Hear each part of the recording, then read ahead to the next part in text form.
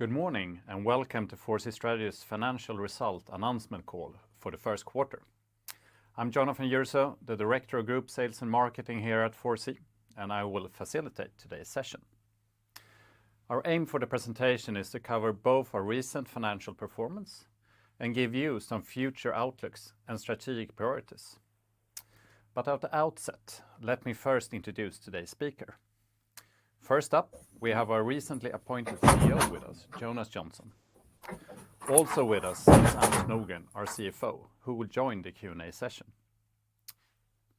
And I will now open the possibilities to write questions in the closed chat. We will address these during the Q&A session. So let's get to it. Jonas, before starting off with an executive summary, looking at the quarter from a market and an operational perspective, could you please do a brief introduction of yourself? Of course I can. Thank you, Jonathan, and good morning, everyone. It's great to be here. My name is Jonas Jonsson, and as mentioned, I am the recently appointed CEO of 4C Strategies. Really excited about that. So who am I? Well, I've been with 4C for a little over 10 years now. I've worked in a number of different positions, starting off in delivery, working my way through different sales roles. I've built our in-house legal team. And more recently, I've held the position as Managing Director of 4C International, leading our global expansion. In addition to that, I'm a reserve officer in the Royal Swedish Navy. I have an education in law from Lund University here in Sweden, and I live in London together with my wife and our daughter. I think when I look at my journey through 4C, I can see that all the different roles I've had have always been very closely linked to our software and to our customers.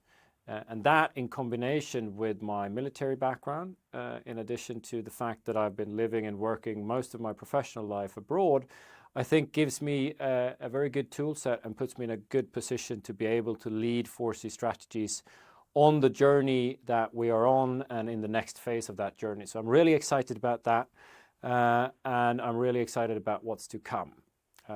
So that's who I am. Now let's focus on Q1. And again, good morning and thank you everyone for joining. So in terms of an executive summary, so for the first quarter of 2024, 4C Strategies as a group had a net sales of 75.7 million SEK. We had a negative result of 21%. This is obviously not a result that we are super proud of or even very happy with, but it is a result that we were to a degree expecting and that we had seen coming, so we were prepared for it. It is a result that is heavily skewed due to delayed sales processes in the North American segment. On the other hand, if we look at our other two segments, we see that we have had a positive growth in the Nordics and a very positive growth in the international segment. And I will come back to these in more detail. When we look at this in terms of a historical context and where we sit, we can see that the quarterly volatility that we've been speaking of remains very much a live factor. We can see that, so we had a very strong Q4 last year. We now had a little bit of a drop in Q1, and we can see that with these big defense contracts, we are expecting the quarterly volatility to remain. But on the other hand, we are also expecting it to lessen in impact as the business grows, and especially as our corporate segment continues to grow into the future. So we are expecting continued quarterly volatility in the short and medium term, but as I said, we are expecting it to lessen as the business grows. So going into a little bit more detail then, we start here in the Nordics in our home market.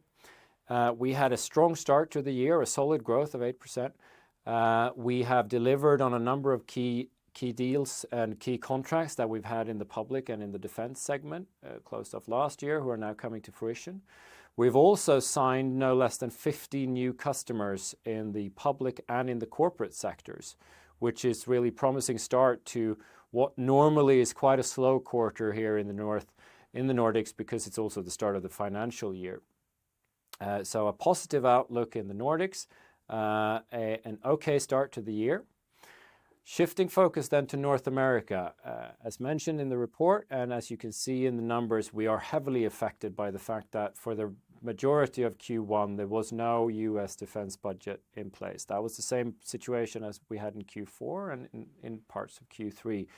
This delays the sales processes. and it is very difficult to sign new contracts and get new business in this segment, in this sector, when there is no defense budget. So what have we been doing during Q1? Well, we've been working very hard with our newly established or re-established North American leadership team, with our new external US board of directors. Both of these efforts and these teams are putting us in a good position to now look forward with the North American business and to be able to push ahead with these delayed sales process. In addition to that, we start to see a good traction when it comes to our corporate space in North America. We announced last year that we've opened an additional company. We've sent people across from our Nordics team to our North American team to help with that initial go-to-market strategy in North America and to break into this very, very significant market, which is the corporate market in the US and in Canada. We can see that we've had an okay start to that. It is a long journey. It is an area that is challenging to break into, but given the level of interest we've seen in our market outreach during Q1, the events and the trade shows that we've attended, we can see that there is a significant interest, and we're also expecting further continued growth in the short and medium term on this in this segment. When we're looking at international has come to a very strong start of the year. We've seen significant growth in the defense space in all our geographies. We've sold new and contracts, and we've renewed contracts in both the United Kingdom and Europe together with NATO. We've developed our position in Australia even further, and we can see also increased activity and development in the corporate space, something that is very, very promising for the future, at least in the short and medium terms. So we can see that international, as I mentioned, has gone off to a good start to the year, significant growth compared to previous quarters in Q1 23. And we see now that the global upswing in military training initiatives is increasing the activities when it comes to exercising and when it comes to building readiness and when it comes to tracking the activities that you're doing across your armed forces, not only buying ammunition and body armor and helmets, but actually investing in how to use these things and operationalizing your strategies in the growth in the defense spending. So a good start to the year in international, a positive outlook towards the future, and we're optimistic towards what's coming for the remainder of the year. Thank you, Jonas, for that overview. And if I look at the financial results with a revenue decline and a negative EBIT margin, that's not in line with our targets. Could you share your thoughts on these results? Is there anything you would like to add aside of what you just presented in your executive summary? Yes, no, thank you. And I think importantly, as I emphasized, the fact that we have 2 out of our 3 segments doing well or really well is something that shows that our business model and our strategy is still very much valid.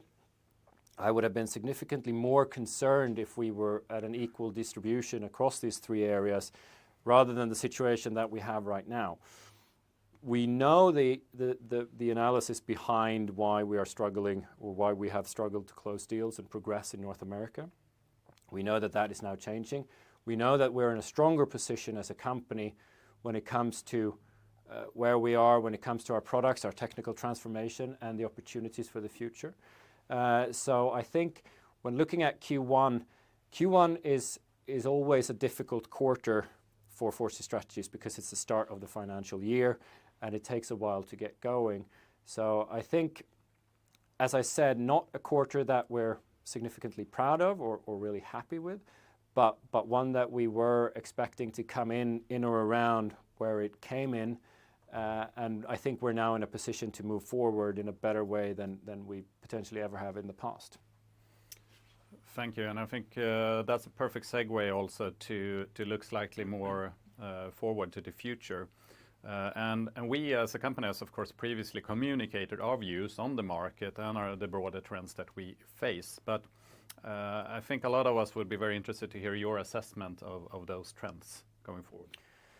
No, thank you. And I mentioned it briefly, and I think, as We have a large portion of our sales and our revenue coming from the defense market. We have a really important component in the corporate and the public space.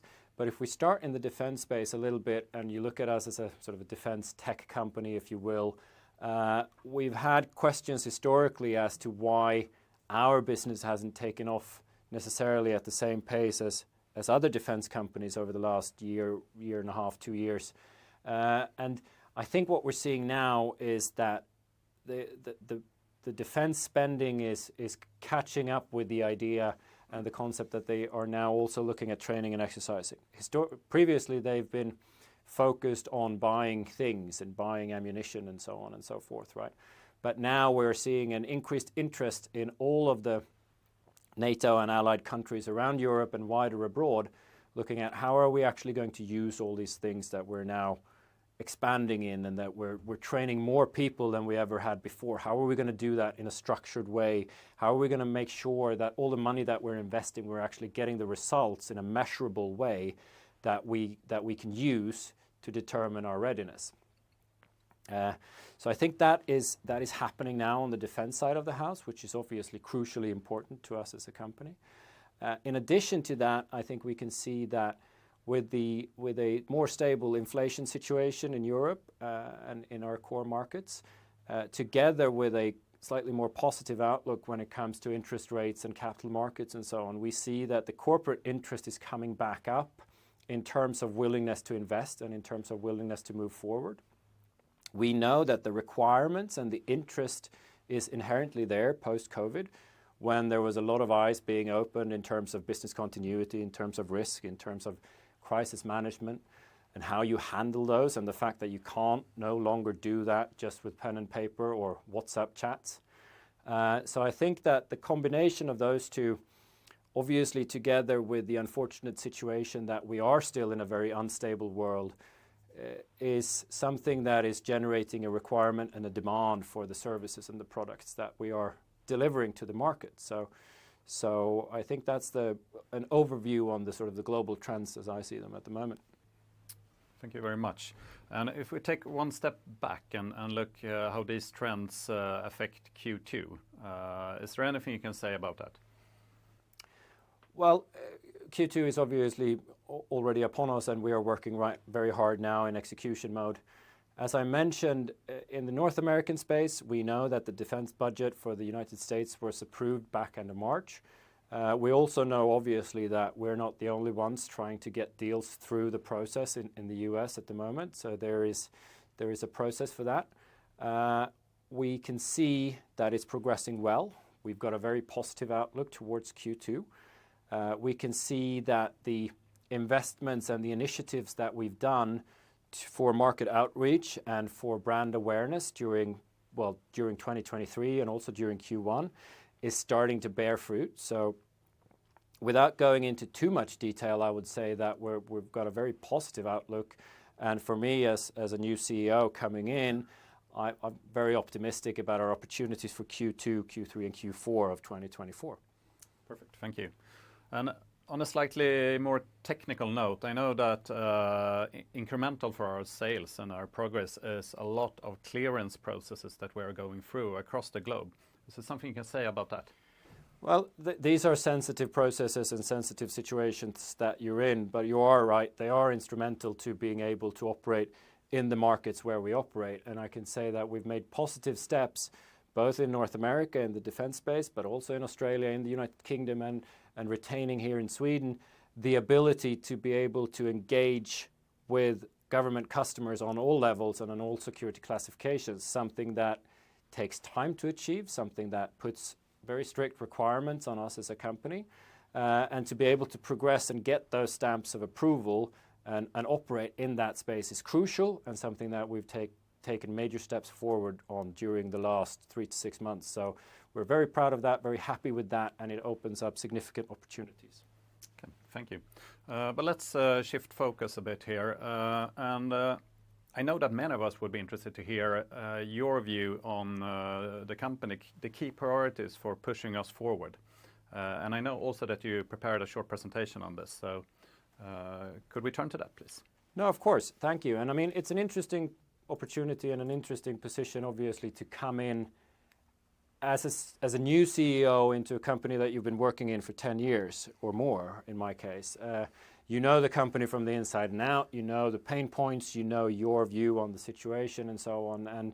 And as I said initially, I'm really excited to be in this position and to be able to lead 4C Strategies on the next phase of our journey. And coming from my previous role as Managing Director of International, what I look for is obviously how do we leverage the success stories from the different parts of the organization? How do we merge those together to build one joint up organization across the globe with our offices in Australia, North America, Central Europe, Sweden, Finland, and in the United Kingdom, and merge all of those together and find the synergies to build optimization. So that's my first key focus area, is to look at all of those things and bring it all together.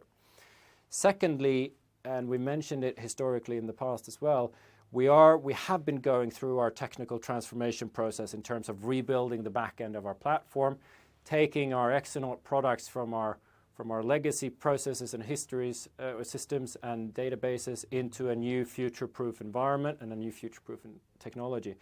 We're going to take additional steps on that. We are going to invest in a number of key additions to our team to be able to do that and to continue to push that forward.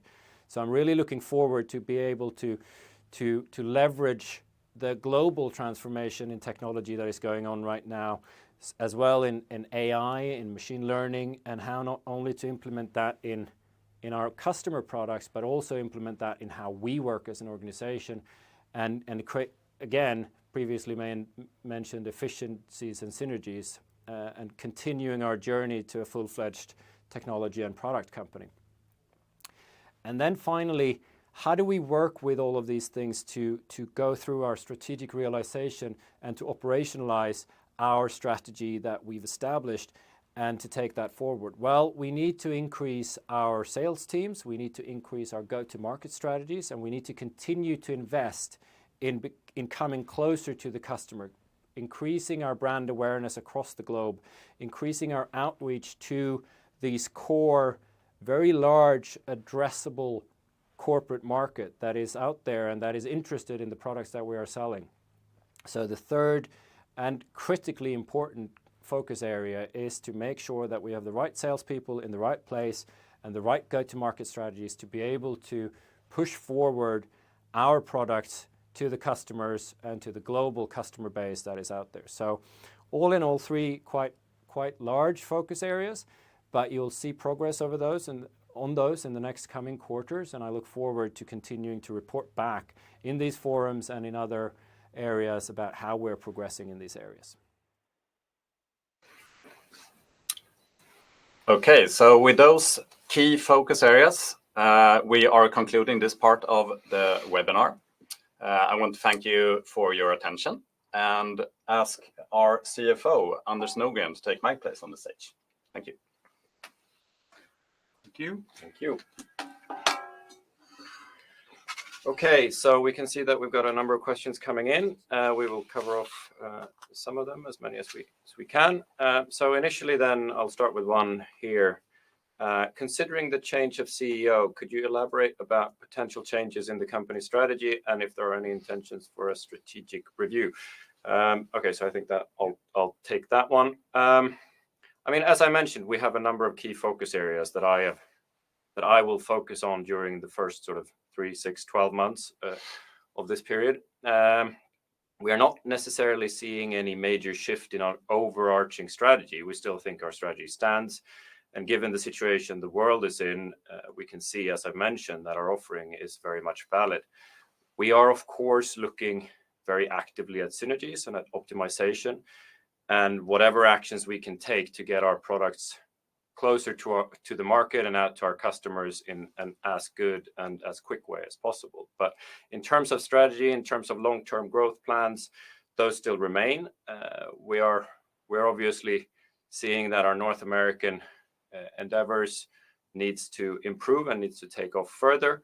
But with that, I believe that the strategy as it's been laid out still stands. So I think we're not expecting any major changes there, but of course we are looking at how to be optimize and how to work with everything that we've got, and also to see the ROI coming in on our strategic investments, which we have been conducting since we went through the IPO in 2020. Okay, so next question. Cash flow. You had a high burn rate of cash in 2023, and now also in Q1 the cash flow was negative. What is your view on the high burn rate, and what should we expect going forward? I think Anders, that one's for you. Yes. So first, good morning, everyone. So during 2023, we made significant investments into the organization, and due to the challenges we have faced in the US, where much of the expected revenue has not materialized, our cash flow and our liquidity position have been impacted, both during 2023 and now also in the first quarter of 2024. As Jonas mentioned earlier, we are putting a lot of focus on US right now, and we expect the situation to improve during this year, something that will support a better cash development. And going forward, I expect to see this during H2 2024. Okay. Yeah.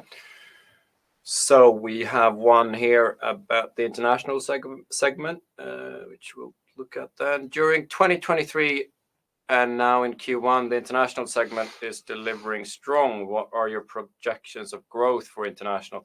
Well, I mean, as I said earlier, we're very proud and happy with the progress and the current trajectory of international. It's growing rapidly in all geographies.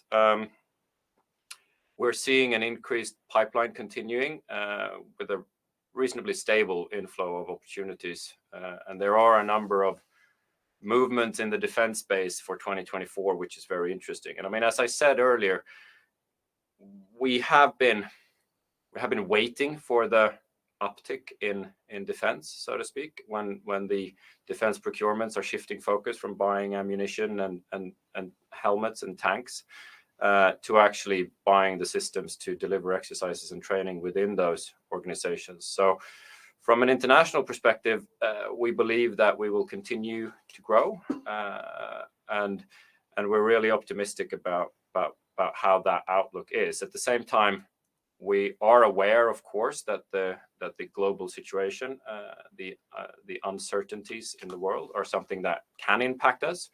And as I mentioned, we're looking very carefully at the quarterly volatility and the impact that the significant defense contracts that we're working towards could have on each individual quarter. So overall, we're expecting a continued growth for international.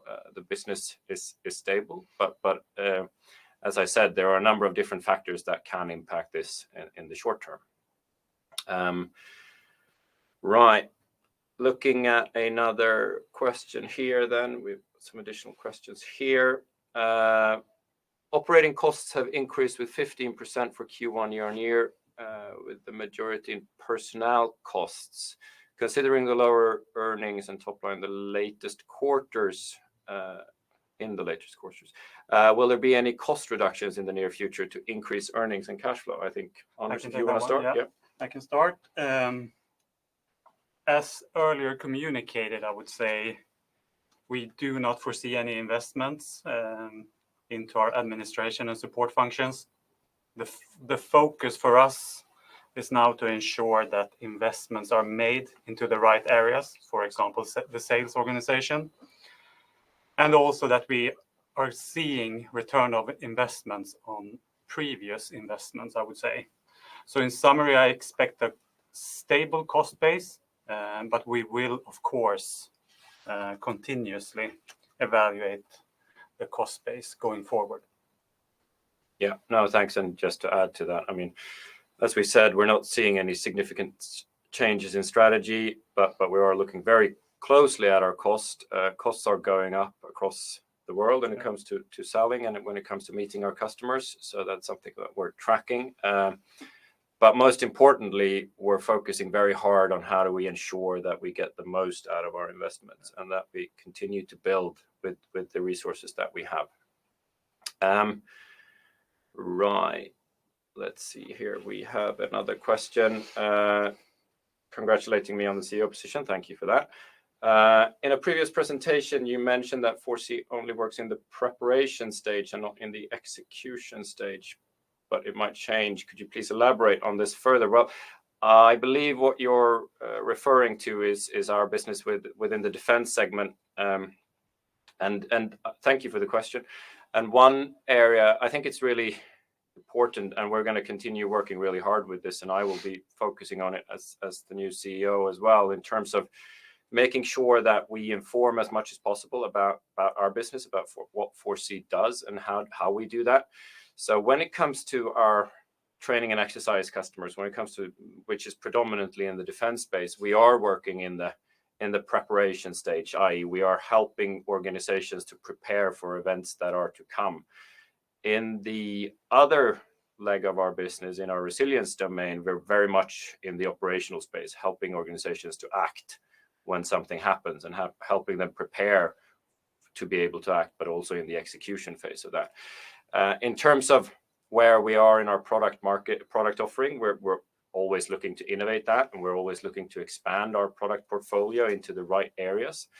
I think in terms of the execution phase in the armed forces customers, probably not in the near term. We're not looking towards pivoting towards becoming a simulation company or anything like that, but we're obviously working together with our customers to help them collect data, assess that data, and to show the outcomes of that data collection, regardless of where they are in their cycles.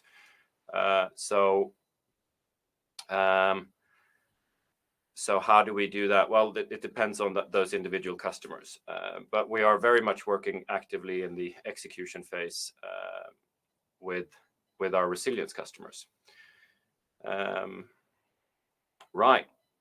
We've also got some quite detailed questions coming in around both our US, but also in terms of how we communicate around our new contracts. We will continuously communicate about release contracts, and when we sign them, we will try to do that as actively as we can within reason. And in terms of details about specific customers in specific countries, we're a bit hesitant to comment on that outside of our sort of formal communication. So we won't go into any further details on that. Right. And I think in terms of that's where we are. So I would like to thank everybody who's joined in and listening. I think we had an all-time high interest, which is really good. We're really happy to see that interest, and we're hoping to obviously engage a lot more with a lot of you in the coming days, and to share more information about where 4C is, about my views on how we're moving forward. So again, thank you for your attention, and stay tuned in both our LinkedIn and social media channels and about further announcements about how we continue to build this company and where 4C is going in the future. So thank you everyone very much for your attention. Thank you, Anders. Thank you, Jonathan. And I hope to see you all very soon.